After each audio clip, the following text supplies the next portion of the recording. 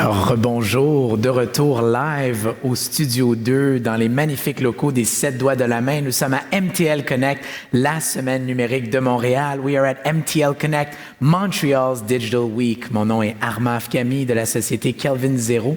Bonjour et bon matin. Vous allez bien, Montréal? Monsieur là, il hoche de la tête. Non, on n'est pas sur un Zoom. Vous pouvez dire oui, je vous entends. Il y a de l'écho dans la salle. Ça va bien, Montréal? Ah, j'aime ça, des vivants, des humains qui sont là. Vous êtes prêts à apprendre. Vous êtes prêts à apprendre à apprendre. Parce qu'aujourd'hui, le sujet un des sujets du jour, on parle évidemment de l'éducation et du travail de demain. Et je suis très, très, très content d'accueillir notre classe de maître, le prochain conférencier. J'espère que vous êtes aussi excités de moi d'écouter notre prochain intervenant. Alors, il est éducateur originaire du Québec. Il vient de Sherbrooke et il a immigré en Suède en 2002. Il est co-auteur de Creativity Think Tank et de Transformative Education. Il est finaliste global pour le Teacher Prize, c'est-à-dire Best Teacher in the World en 2021. Il était finaliste. Et il a aussi gagné meilleur enseignant en Suède en 2020. Et il vient de m'apprendre il vient juste de gagner le prix de meilleur enseignant en histoire pour l'année 2022. Alors, on accueille chaleureusement Philippe Longchamp.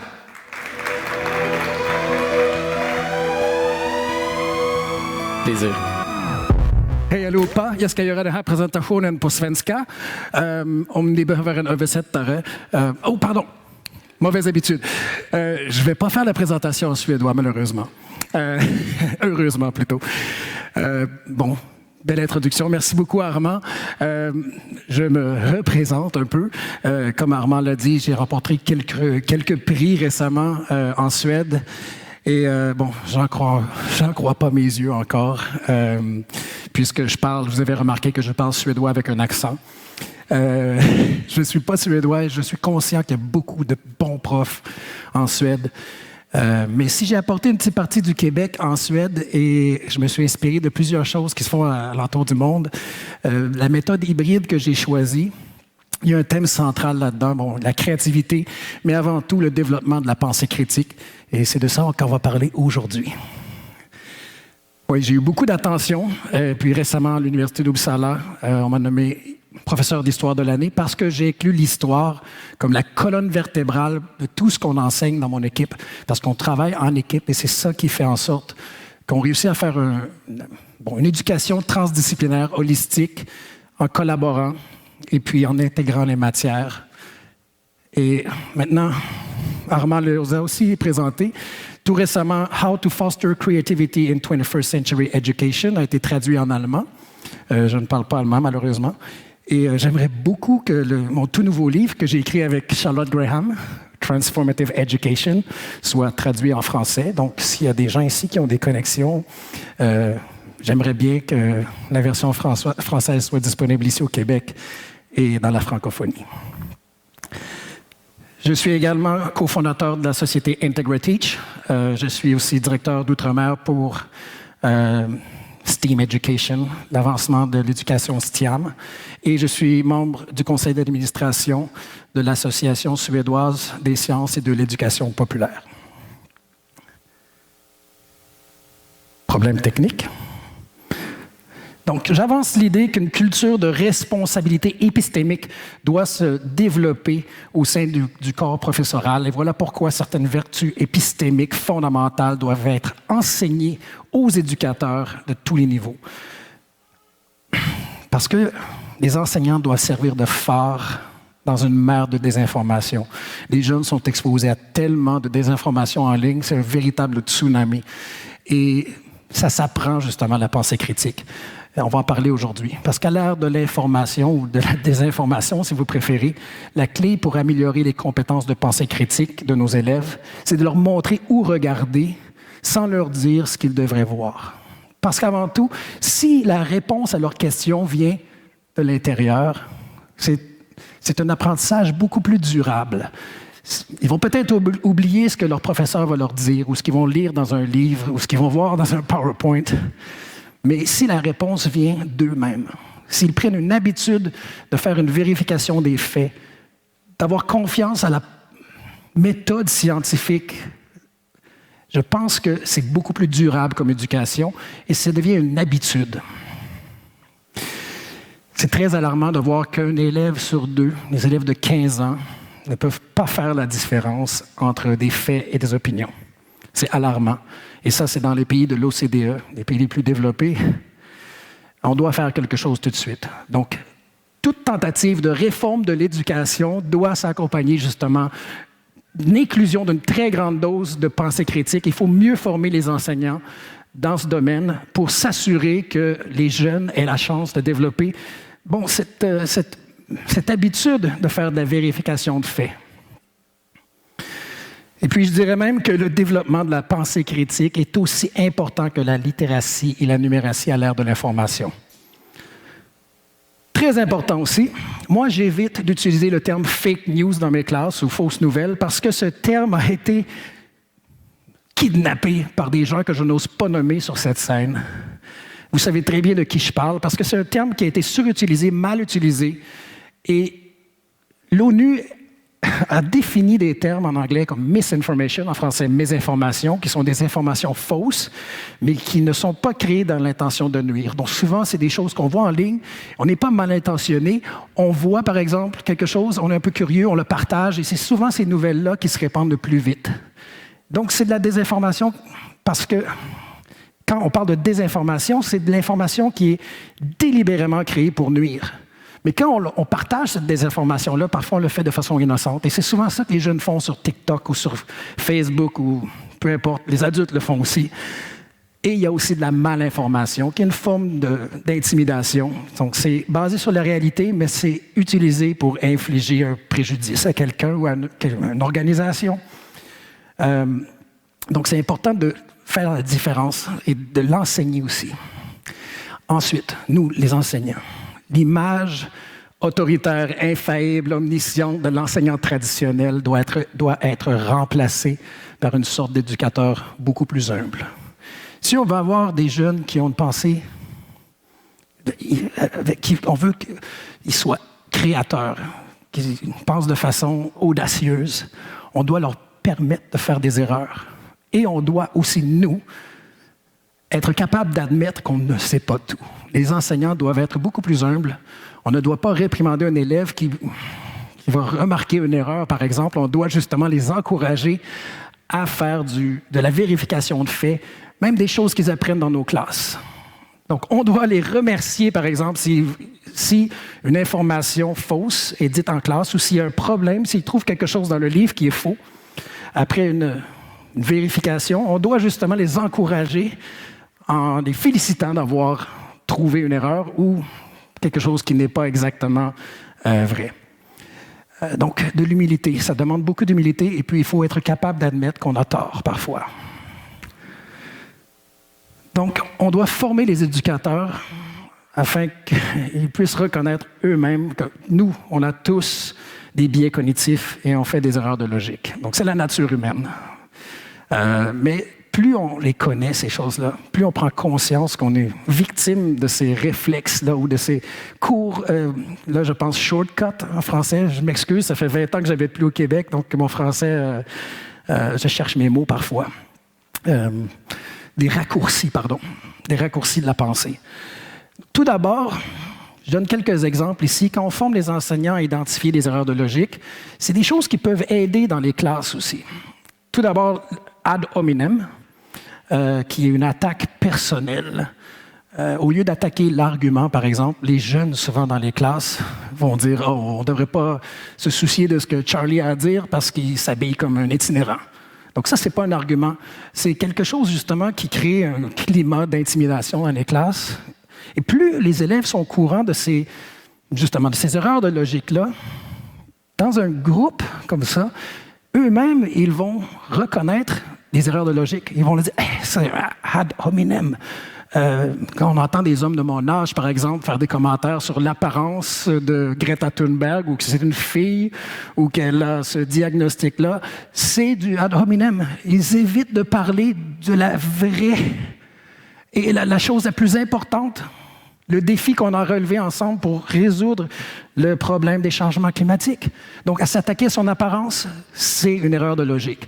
Donc, les jeunes doivent être au courant de ça, et puis ils entendent leurs parents faire des commentaires comme ça à la table, et eux, les enfants, on peut compter sur eux pour rééduquer leurs parents. Ils vont dire, papa, maman, c'est une erreur de logique. Et on apprend beaucoup plus, on est beaucoup plus ouvert quand c'est quelqu'un qu'on aime qui nous enseigne quelque chose. Donc, si ça vient de nos enfants, parfois, les enfants l'apprennent à l'école, parce qu'on remarque, on le voit durant la pandémie aussi, il y a eu beaucoup de désinformation, il y a des gens, justement, qui ont eu du mal à changer d'opinion, même quand on se les présentait avec des faits vérifiables. Donc, souvent, on doit avoir l'aspect émotionnel qui fait en sorte qu'on est capable de changer d'idée. Et bon, il y en a d'autres, comme l'homme de paille ou la preuve anecdotique. J'aime bien donner l'exemple de quelqu'un qui va dire, par exemple, moi, mon grand-père a fumé un paquet de cigarettes par jour pendant 65 ans et il est mort à l'âge de 97 ans. Donc, fumer n'est pas dangereux. Vous voyez l'erreur de logique? J'ai pris l'anomalie statistique, la petite anecdote pour tirer une conclusion hâtive qui est stupide. On en fait beaucoup trop des erreurs de logique comme ça. Les élèves doivent être conscients de ça. Et les enseignants aussi. Et la pente glissante. Plus on apprend, justement, il y en a des dizaines et des dizaines d'erreurs de logique comme ça, mais ensuite, on doit aussi explorer les biais cognitifs. Parce que ça aussi, c'est des raccourcis de la pensée. Et le biais de confirmation, c'est le plus commun. On est beaucoup plus ouvert à l'information qui confirme nos préjugés ou nos préjudices que les choses qui vont à l'encontre de ce qu'on croit. Et il y a l'effet Dunning-Kruger qui est parfois mal interprété, mais on le voit souvent chez les adolescents. Parfois, quelqu'un a l'impression de tout savoir, qu'il n'a rien à apprendre au début d'une classe, et puis il réalise que plus ils en apprennent, encore là, ils deviennent de plus en plus humbles, parce qu'ils réalisent à quel point il reste beaucoup de choses à découvrir. Et ça, on le voit souvent sur Internet. Les trolls sur Internet, ils ont souvent des opinions très, très fortes quand ils ont très peu de connaissances en la matière. Et c'est souvent cette arrogance-là qui fait en sorte que c'est difficile d'avoir une conversation, surtout en ligne, dans des forums ou sur Facebook ou sur Twitter, parce que l'effet Dunning-Kruger, c'est souvent basé sur le fait qu'on est trop ignorant des choses qu'on ignore. Et on doit l'enseigner aux élèves. L'effet placebo, vous le connaissez tous bien. On voit même que certaines industries comme l'homéopathie génèrent des milliards de dollars en profit. Et le placebo, on peut en discuter. Ça fonctionne d'une façon, mais encore là, il faut être conscient que si on décide d'utiliser l'homéopathie, on doit être conscient que c'est un effet placebo. L'effet de halo, surtout quand on est un enseignant aussi, on doit être conscient de ça parce qu'on veut que nos élèves évitent de croire tout ce qu'on dit. Si on veut développer la pensée critique, on doit laisser justement ouvrir la porte au questionnement. Ils doivent nous lancer des défis. Lever la main, la méthode socratique justement, demander aux élèves de toujours demander pourquoi. Pourquoi on sait ça? Pourquoi on comprend justement que le Big Bang et comment ça se fait que l'univers prend de l'expansion de plus en plus vite? Et c'est ces questions-là qu'on doit explorer avec eux. Au moins les encourager à explorer ces questions-là, à trouver les réponses, à utiliser la méthode scientifique de recherche pour justement tirer les bonnes conclusions. Pas juste tirer des conclusions sur des opinions ou des articles de journaux qui n'expliquent pas en détail. L'effet de halo aussi, c'est que l'habit ne fait pas le moine. Quand on admire quelqu'un, on a parfois tendance à lui prêter d'autres qualités positives et à accorder du poids à son opinion. Dans une position d'enseignant, c'est souvent ça qui arrive aussi. Les jeunes veulent croire ce qu'ils apprennent à l'école. Mais en fait, nous, les enseignants, on peut faire des erreurs aussi. Et c'est bien que les jeunes, justement, nous lancent un petit challenge de temps en temps. Donc, aujourd'hui, à cause des algorithmes, on vit tous dans des chambres d'écho numériques. C'est comme un feedback loop. Et nous, les enseignants, on a l'énorme responsabilité d'enseigner aux élèves que c'est facile de se laisser prendre dans une bulle numérique de biais de confirmation. Faire des recherches sur Google va nous amener, vous savez de quoi je parle, ça va nous amener beaucoup plus de choses qui vont renforcer nos opinions politique ou même encore les choix qu'on fait quand on consomme. Et on doit faire attention. Encore là, en prendre conscience et faire prendre conscience aux jeunes de ces choses-là, c'est très important. Et oui, enseigner, c'est un art, mais avant tout, je pense que c'est aussi une science. On doit fonder nos efforts sur les méta-analyses qui ont été faites pour s'assurer que les choses qu'on fait en classe fonctionnent. Et pour enseigner la pensée critique, c'est une méthode par étapes. Tout d'abord, il faut apprendre aux élèves, la première étape, l'altération, qu'il n'y a pas de mal à changer d'idée. Il faut enseigner aux élèves que quand on est présenté avec de nouvelles informations crédibles, on doit accepter de changer d'idée, qu'on ne doit pas être partisan d'une idée, que si on a des informations convaincantes, avec des preuves empiriques, c'est bien, c'est une bonne habitude d'être capable de dire « j'avais tort ». Et nous, on doit servir d'exemple. Les enseignants, on doit être une source d'inspiration pour eux. Ensuite, la vérification, leur apprendre à faire de la vérification de faits. Ensuite, laisser collaborer, échanger, discuter dans un environnement respectueux. Et je parlais de ad hominem tout à l'heure. D'apprendre ces erreurs de logique-là, ça fait en sorte de créer une atmosphère sécure dans une classe.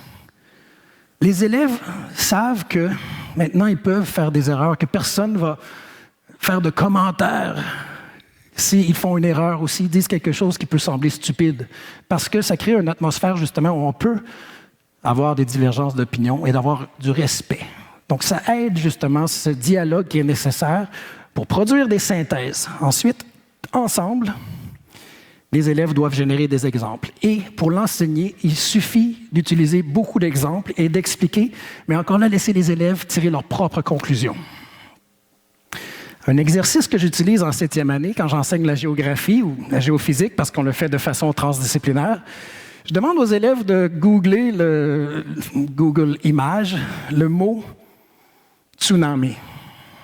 Ça, c'était une capture d'écran que j'ai prise en 2018. Sur les 18 images ici, il n'y en a que 5 qui sont des vraies photos de tsunami. Toutes les autres sont des pièges à clics ou du clickbait en anglais. Et pourquoi c'est important de commencer avec ça? On pourrait commencer encore plus jeune avec des méthodes comme ça. Les jeunes savent faire la différence, pas toujours les gens de notre génération. C'est une bonne habitude, justement, de regarder la source de l'image et d'apprendre aux élèves, tout d'abord, comment utiliser Photoshop. De cette façon-là, ils comprennent comment ça se fait. Même chose avec les vidéos qui sont générées par ordinateur, le CGI. Et quand on apprend justement à vérifier, utiliser la logique, quand on voit du clickbait comme ça ou du piège à clic, les élèves se sentent vraiment bons. Ils disent « Ah oui, mais j'ai de la pensée critique parce que j'ai l'habitude de voir ça. » Donc, c'est justement une méthode de recherche. Ils vont même tester ces choses-là avec leurs parents à la maison pour voir si les parents sont crédules. Et ici, les élèves voient tout de suite que c'est faux. Mais c'est une bonne habitude à prendre. Ensuite, quand on leur apprend à faire la recherche avec Google for Image, et maintenant avec l'intelligence artificielle, c'est encore plus facile. C'est très bien avec Google Lens. On peut apprendre aux élèves à faire de la recherche assistée par l'intelligence artificielle. Et ça, c'est quelque chose qui leur donne vraiment un pouvoir, un empowerment, si je peux utiliser l'expression anglaise, parce qu'ils apprennent à voir, ils voient des choses comme ça. C'est une image que j'ai vue sur Internet plusieurs fois, il y a des millions de gens qui l'ont partagée. C'est supposément une pieuvre qui a été affectée par Fukushima et puis qui a été retrouvée à Santa Barbara. J'ai lancé le défi à mes élèves d'utiliser la méthode qu'ils ont apprise en 7e année. Et en l'espace de 10 minutes, dans un groupe de 20, ils ont découvert la source des 2 images originales, une baleine au Chili et une pieuvre, très impressionnante pieuvre en Espagne. Donc, cette synthèse d'images-là, c'est du clickbait, mais imaginez, maintenant, les élèves ont appris une méthode d'investigation sceptique, un scepticisme sain, qui fait en sorte que après ça, ils vont toujours vouloir vérifier la source des images dès qu'ils voient un petit drapeau rouge. Et comme ça aussi, des images sur TikTok. La vidéo de TikTok du gyro drop a été partagée des millions de fois sur TikTok. Mes élèves veulent tous aller en Corée pour l'essayer, mais c'est complètement ridicule, c'est fait par ordinateur. Et Je montre la vidéo au début d'une classe en technologie, je demande aux élèves de faire de la recherche et ils trouvent très rapidement que c'est un montage vidéo. Le manège existe, mais ce n'est pas une tour qui produit cet effet-là. En fait, je pense que personne ne survivrait. Si vous avez vu la vidéo, vous allez comprendre tout de suite. Donc, personne ne va partager cette désinformation-là pour rendre le monde encore plus simple. Pardon, excusez-moi. Mais encore là, la critique des sources, les sources fiables, on doit aussi les prendre avec un grain de sel parce qu'il y a des idées reçues qui sont fausses. Le meilleur exemple, la source, ma référence, le Oxford English Dictionary, contient des erreurs aussi. Parce que tout le monde croit que la césarienne vient de Jules César, c'est même dans le dictionnaire Oxford. Mais on sait tous que c'est impossible. Aurélia, la mère de Jules César, était encore en vie quand il a essayé d'envahir la Grande-Bretagne à l'âge de 45 ans. Et aucune femme n'a survécu une césarienne avant les années 1500. Donc, c'est une idée reçue, c'est faux. Il n'y a personne qui survivait une césarienne à cette époque-là. Et heureusement, la version en ligne de Oxford a été corrigée parce qu'en 2013, ils ont vraiment été questionnés par des historiens. Et si on voit aujourd'hui, la nouvelle version arrive en 2037, mais si on voit justement Oxford qui commet des erreurs comme ça, on doit quand même prendre les sources fiables avec un grain de sel parfois. Est-ce qu'on devient tous cyniques? Moi, je ne pense pas. Je pense que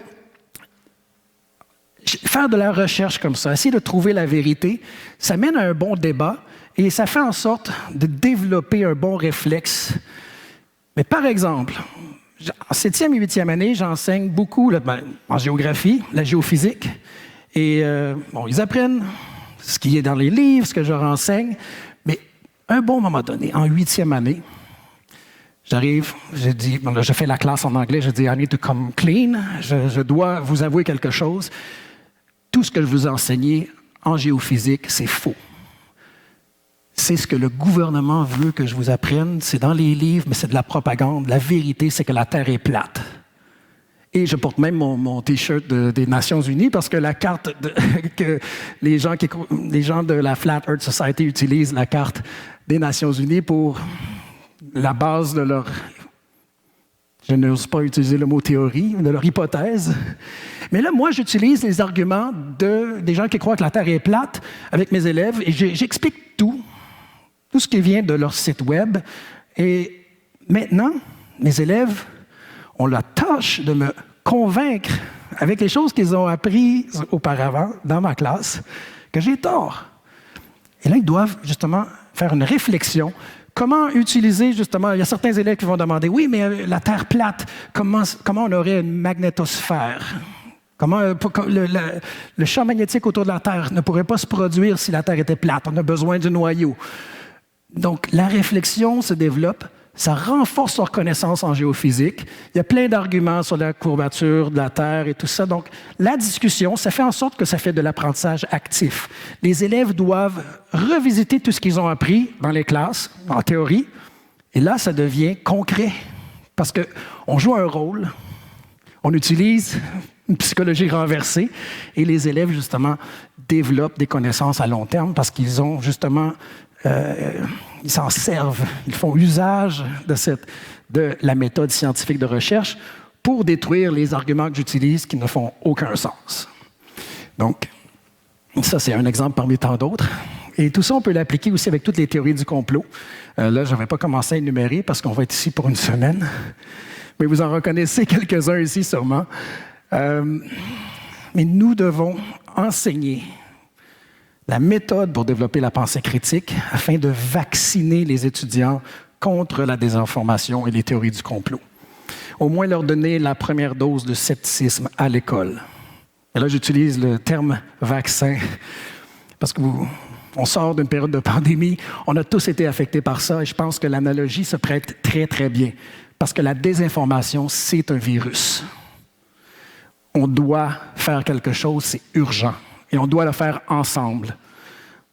On n'est pas obligé d'être d'accord sur tous tous les points, mais on doit justement développer la pensée critique. C'est une façon de penser, c'est une façon d'être. Ce n'est pas une méthode, c'est quelque chose qui est organique, c'est quelque chose qui se partage. Et on doit apprendre aux élèves à le faire dans le respect. Et puis, il faut empêcher ce genre de choses de se produire à l'avenir. On veut construire une société qui a des visions basées sur la réalité et non la fiction. Je ne sais pas si vous avez entendu parler de Paul Carson, qui s'est transformé en grand-papa Schtroumpf. Encore la médecine alternative a fait des dégâts ici. Ou QAnon, je n'ai pas besoin de faire un dessin. Mais il y a des choses intéressantes quand on enseigne la pensée critique. C'est d'utiliser la méthode socratique. Nous, les enseignants, on ne doit pas toujours présenter la réponse. On doit poser des questions et les élèves doivent faire leur réflexion par eux-mêmes. C'est beaucoup plus durable, ou dans le terme sustainable en anglais, parce qu'il y a beaucoup de théories du complot, comme par exemple des biais de proportionnalité. Là, je n'ai pas utilisé l'exemple de 9/11 parce que celle-là, elle touche encore les gens. C'est trop près de nous. Mais pour enseigner cette chose-là, j'utilise... Encore là, je n'ai aucune idée, je n'ai pas la réponse sur qui a tué John F. Kennedy. Ce n'est pas mon but. Mais je pose la question. Si 61% des Américains croient qu'il y avait un complot derrière l'assassinat de JFK, selon un sondage Gallup, pourquoi il y a très peu d'Américains qui croient qu'il n'y avait pas de complot derrière la tentative d'assassinat du président Ronald Reagan? Si je me souviens bien, dans les années 80, la guerre froide était encore à son maximum. Les Soviétiques ou les Cubains auraient eu autant de raisons d'en vouloir à Ronald Reagan qu'à John F. Kennedy. Mais ma question aux élèves comme ça, c'est est-ce que si Ronald Reagan était décédé, est-ce que 61% de la population des Américains croiraient aussi qu'il y a un complot derrière l'assassinat de Ronald Reagan? Et là, je laisse ça ouvert comme question. Moi, je n'ai pas la réponse, mais c'est une façon de penser. Les élèves font des réflexions et ensuite, ils vont remarquer ces choses-là ensuite. Ils vont remarquer aussi les statistiques. Les statistiques, il y a beaucoup de junk data qui est utilisé pour convaincre les gens. Et encore même là, ici, ils peuvent être critiques de ça aussi. Mais c'est une façon de penser, parce que souvent, les grands événements doivent avoir de grandes causes.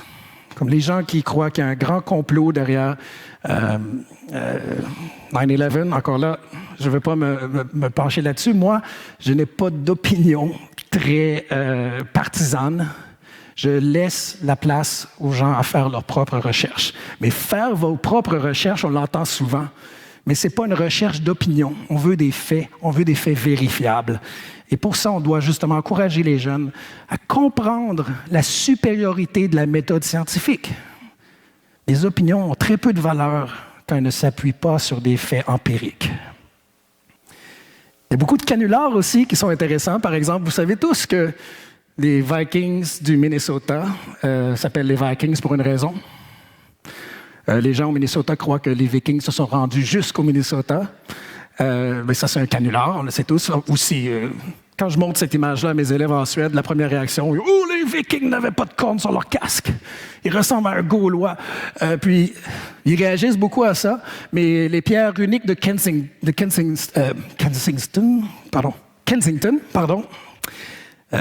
c'était forgé de toutes pièces, ou taillé de toutes pièces, je devrais dire. Mais c'est justement, il y a beaucoup de choses populaires qui ont pris origine justement dans des hoax ou des canulars.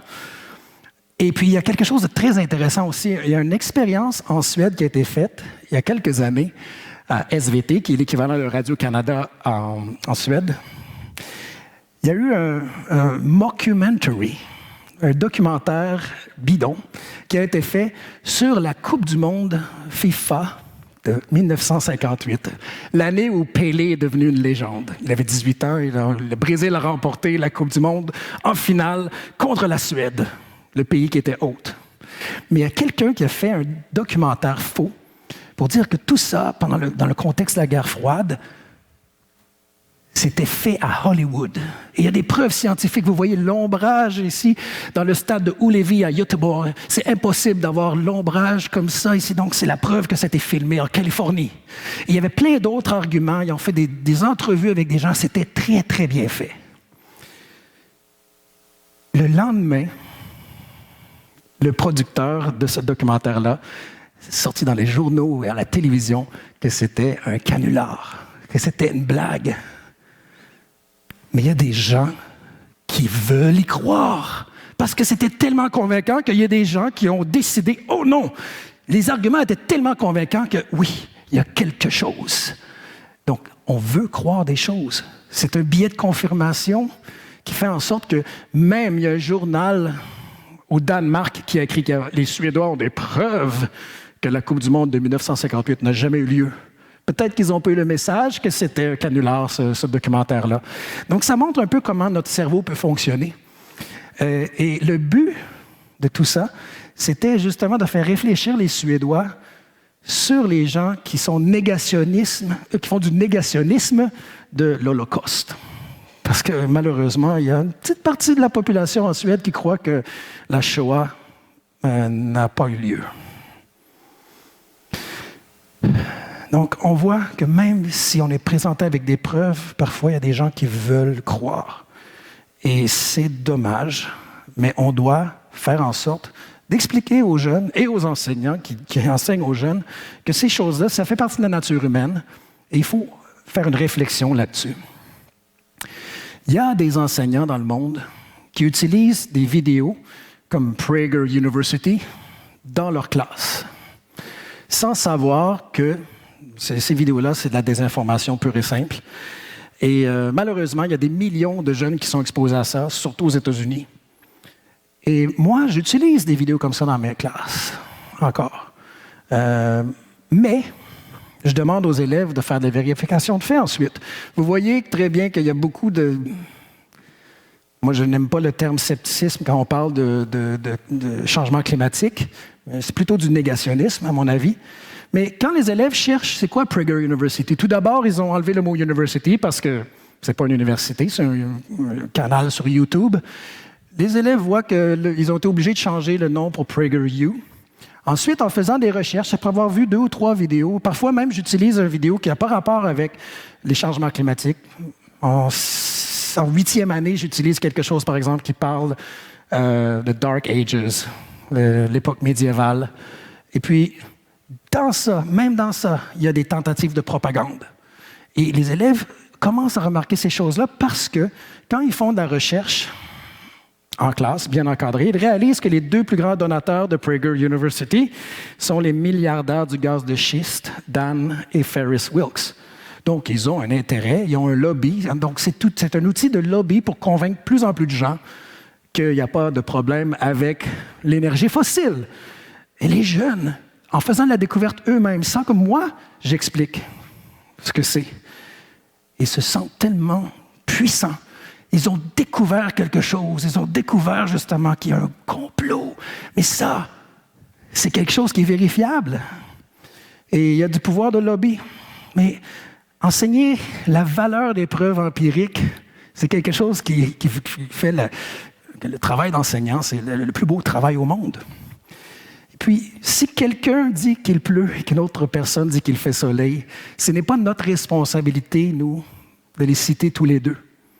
Notre responsabilité est de regarder par la fenêtre et de découvrir ce qui est vrai. Et c'est comme ça qu'on doit traiter nos élèves. Vérifiez. Mais appuyez-vous toujours sur des preuves tangibles et non sur des opinions. Parce que la pensée complotiste trompe le cerveau parce que ça ressemble à de la pensée critique. Et ça, c'est pas le cas. Et c'est une citation d'un ancien membre de QAnon. Les compétences de pensée critique doivent devenir une partie intégrante de tout programme scolaire. Donc, avant de penser à faire une réforme de l'éducation au Québec, peut-être que le futur ministre ou la future ministre de l'Éducation du Québec devrait peut-être s'inspirer un peu de ce qui se passe en Scandinavie. Et en Suède, la pensée critique fait partie du curriculum scolaire. Dans toutes les matières, les élèves sont même évalués sur leurs compétences en pensée critique. Pas juste la critique des sources, mais aussi justement la façon de penser, l'analyse, la réflexion. Et nous, on doit fournir à nos élèves les outils nécessaires pour qu'ils soient capables d'identifier ces choses-là. Mais on doit garder une place pour l'imaginaire, le satirisme et l'humour. On peut demander à Bernie Sanders, il ne faut pas rendre nos jeunes cyniques. On ne veut pas qu'ils rejettent tout parce que c'est encore bien d'avoir une grande dose d'imagination. Il n'y a rien de mal à croire au Père Noël. Ça fait partie justement de l'émerveillement. On veut justement qu'il y ait encore cette joie de découverte et cette fantaisie. On ne veut pas rendre nos jeunes des cyniques qui rejettent tout. Donc, il y a une balance à avoir, le parfait dosage, puisqu'on a parlé de vaccination aujourd'hui. Mais vous comprenez ce que je veux dire? C'est important que nos jeunes développent leur imaginaire parce que la créativité, c'est ce qu'on a besoin pendant le 21e siècle. C'est justement ce qu'on va faire cet après-midi dans le Dôme. Je vous invite tous à vous joindre à nous quand on va faire justement un atelier créatif, du travail avec nos mains, de l'apprentissage qui doit justement inspirer la prise de risque. Et puis, en s'amusant, on apprend beaucoup mieux. Donc, l'humour, c'est une façon de s'amuser aussi. Il me reste une dizaine de minutes. Je vais vous laisser le temps de poser des questions, mais j'aimerais faire une citation du livre qui est malheureusement pas encore traduit en français. Le livre que j'ai coécrit avec Charlotte Graham, Transformative Education, qui est publié par Routledge. Donc, les enseignants qui souhaitent développer les compétences de pensée critique de leurs élèves doivent fournir de nombreux exemples de cas de désinformation et laisser les élèves participer à de nombreuses activités qui leur permettront d'acquérir des compétences d'investigation durables. Mais d'abord et avant tout, les enseignants doivent être en mesure de convaincre les élèves qu'ils auront une meilleure chance de réaliser ce à quoi ils aspirent pour le reste de leur vie s'ils apprennent à penser de manière critique et à discerner la crédibilité et l'exactitude des sources quand ils sont jeunes. Je vous invite, si ça vous intéresse, à en lire davantage. Il y a beaucoup sur le développement de la pensée critique dans Transformative Education, mais beaucoup sur l'intégration des matières, sur comment justement rendre l'éducation beaucoup plus durable. Et je pense qu'il nous reste environ une dizaine de minutes et j'inviterai Armand parce que moi, je pense qu'il y a sûrement beaucoup de questions et je n'ai aucune réponse. Je veux que les réponses viennent de vous-même. Je vais vous donner des pistes. Je vais essayer d'utiliser l'approche que j'utilise dans mes classes parce que moi, tout ce que je sais, c'est que je ne sais rien. Et Socrate a été forcé de se suicider parce qu'il a justement pensé de cette manière. Mais aujourd'hui, fight the power. Venez.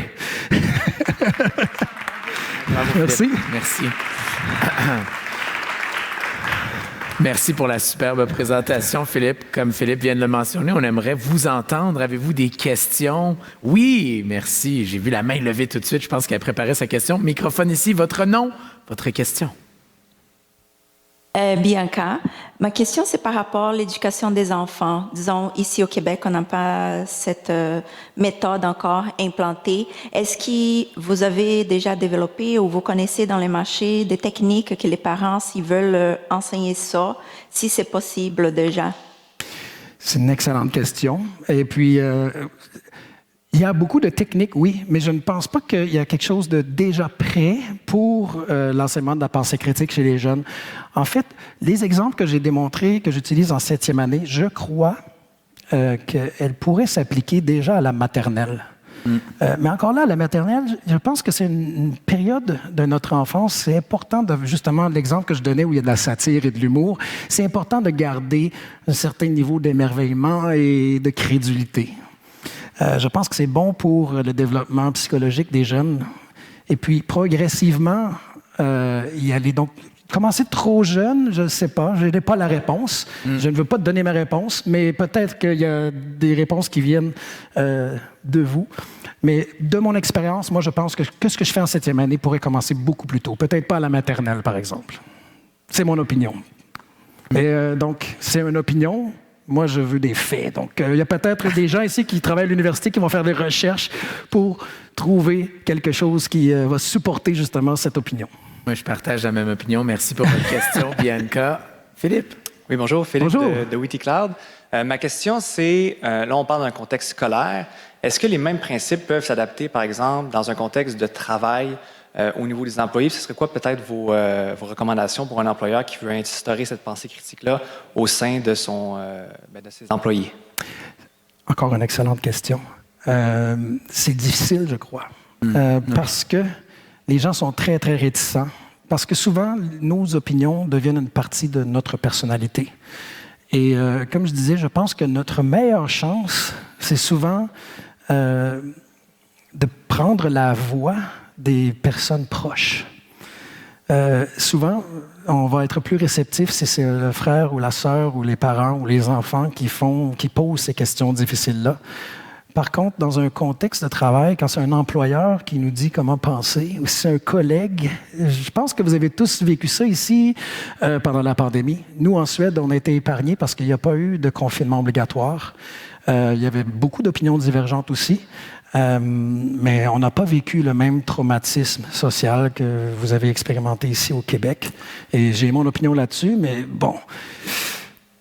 C'est difficile. Je pense que c'est un des grands défis. Et puis, ça devrait faire partie justement du dialogue parce qu'on a besoin d'avoir un dialogue comme ça. Et je sais qu'on est tous, après cette période difficile dans notre histoire, on a tous les griffes assez aiguisées, je pense. Si je peux faire... Mais j'aimerais savoir votre opinion. Est-ce que c'est possible? C'est une bonne question. Oui, c'est une question, mais... Je m'entendais pas à ça. Oui, mais je pense que ça peut s'adapter. Évidemment, quand on parle d'un contexte de société, on a une responsabilité, nous, comme citoyens, d'avoir cet esprit critique-là. Oui. Puis je pense que les entreprises, du moins la mienne, on pose vraiment ça à l'intérieur de l'organisation, parce qu'on est une entreprise très au niveau de la créativité. Oui. Donc, pour stimuler cette créativité-là, ça prend justement cette espèce-là de réflexion critique sur des choses, parce que sinon, on reste dans le même bac à sable, puis on reste avec les mêmes paramètres, puis tout ça. Donc, j'essaie de l'instaurer chez Witty Cloud, mais je voulais savoir s'il n'y avait pas des bonnes pratiques là, sur comment est-ce qu'on peut le faire, peut-être au sein de plus grandes entreprises et non pas des startups. Je suis d'accord, la responsabilité épistémique est importante et dans les grandes entreprises, je pense qu'il y a de la recherche à faire là-dedans parce qu'on a intérêt à faire ça parce que oui, c'est important dans nos écoles, la prochaine génération, mais on sait tous que notre génération aussi, on est exposé à ces erreurs de logique, ces biais de confirmation et on est humain. Mais je pense que la clé dans tout ça, c'est d'avoir de l'amour, d'avoir du respect pour l'autre personne. Vraiment. Si on confronte les gens vont justement se retrancher dans leurs idées et puis même ça va renforcer leurs idées parfois.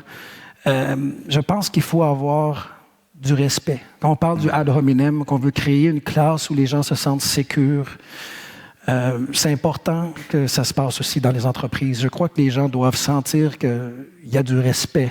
Et j'utilise le mot amour parce que tout nous ramène vers ça. Je crois que, madame, vous voulez répondre à ce sujet? Oui, en fait, c'est Philippe, ton nom, c'est ça? Oui. Alors, je voulais peut-être juste me joindre à votre conversation. En fait, moi, je dirige une école de créativité qui s'appelle La Factory. Puis, ce qu'on fait, en fait, pour répondre à ta question, c'est pas tant d'aller dans la confrontation, mais justement de créer des safe space. Et moi, j'aime beaucoup appeler transférer en fait le safe space en espace de courage, qui est assez différent en fait d'un safe space. En fait, ça prend le filet de sécurité pour pouvoir s'écouter, pouvoir s'aimer, donc en tant que collègue, mais aussi aborder des questions difficiles. Donc une écoute profonde, ça prend des techniques, ça prend des fois aussi des gens qui sont là pour animer ce cercle de discussion-là. Donc s'offrir un espace de courage. Au sein de l'école, déjà, c'est une chose, mais au sein aussi du monde du travail, moi, je pense que c'est important, mais ça s'apprend. Il y a comme des techniques, dans le fond, qui amènent les gens dans une posture de discussion, mais qui n'est pas dans la confrontation, mais bien dans un espace, comme je dis, de courage. Donc, ça prend le courage aussi d'amener des opinions qui sont divergentes. Donc, tout est dans l'art, on va dire, de la facilitation, beaucoup, et je pense que ça s'apprend. Merci, Hélène, c'est vrai. Merci. Mais aussi, peut-être un autre truc aussi, souvent, puisque c'est une façon de penser qu'on doit développer, on devrait peut-être utiliser des exemples qui ne sont pas trop proches de la personne ou qui ne nous ont pas trop affectés personnellement dans notre vision du monde, ou je ne sais pas le bon mot en français. Mais si on prend des exemples pour justement adresser ces tendances-là qui nous touchent un peu moins. Comme par exemple, est-ce que les humains sont vraiment allés sur la Lune? Il y a beaucoup de gens qui pensent que c'est aussi une conspiration, que c'est pas vrai. Mais en explorant ça aussi avec des adolescents, on se rend compte que il y a très peu d'adolescents qui comprennent comment une caméra fonctionne. Ils ont été élevés avec des caméras digitales et puis on comprend justement pourquoi on ne voit pas les étoiles dans le ciel derrière les astronautes, si on comprend comment une bonne vieille caméra traditionnelle fonctionne. Donc, en apprenant des choses comme ça, là, j'ai pris un exemple technologique, mais il y a beaucoup de choses, justement, qui vont pas faire en sorte que les élèves vont se retrancher dans leurs idées préconçues si c'est quelque chose qui les touche pas directement. Et puis, en plus, ils apprennent quelque chose de nouveau, donc c'est stimulant. Mais j'ai lu sur Facebook que... Non, c'est une blague. Ouais. Question, monsieur? Édouard, j'ai un père, comme tout le monde ici, et celui-ci, en fait, est très ancré dans une pensée limitée. Puis on a toujours des discussions avec lui, puis on essaie de justement défaire ces biais-là. Ça me semble être une tâche ardue, malgré que ce soit un conseil de faire ça par l'amour. Oui. Est-ce que ça se peut simplement qu'il y ait des personnes qui ne pourront jamais être convaincues? Malheureusement, je pense que oui. Je pense que je ne suis pas psychologue ou neurologue, mais oui, on vit dans un monde avec une belle diversité. Et puis, il faut admettre que, comme l'exemple, l'anecdote de mon grand-père, il va y avoir des gens aussi qui vont malheureusement pas avoir la chance d'expérimenter cette éducation transformative, l'éducation dont je parle dans mon livre, ça peut arriver. Donc, mais gardez espoir, parce que malgré tout, oui, justement, avoir un dialogue, c'est important, puis on doit tous grandir. Il y a le vieux dicton « You can't teach an old dog new tricks ». Ça, c'est malheureusement des fois trop vrai. J'ai un beau-père qui est identique, très, très ancré dans ses pensées. Mais écoutez, je pense que, comme tu viens de le dire, il y a cette diversité-là, et c'est cette diversité-là qui fait un monde divers, diversifié. On en a besoin. Mais je vous recommande un livre qui m'a aidé beaucoup, qui s'appelle « Nonviolent Communication ». Je vous suggère de le googler et de le trouver. C'est vraiment un livre fantastique qui permet d'avoir des dialogues très difficiles, justement, avec des gens proches. Comment, justement, continuer ce dialogue. Philippe, on est à court de temps. Oui. C'est un plaisir de t'accueillir ici à MTL Connect. On applaudit Philippe Longchamp. Merci, Philippe. Merci. Merci beaucoup. Au revoir. On n'oublie pas, il y a un atelier à 15h15 avec Philippe dans le Dôme à l'étage 0. On prend une pause dîner. Au nom de toute l'équipe de MTL Connect, bon appétit. Et on se retrouve cet après-midi pour les séances de l'après-midi. Au revoir. Bye. Au revoir.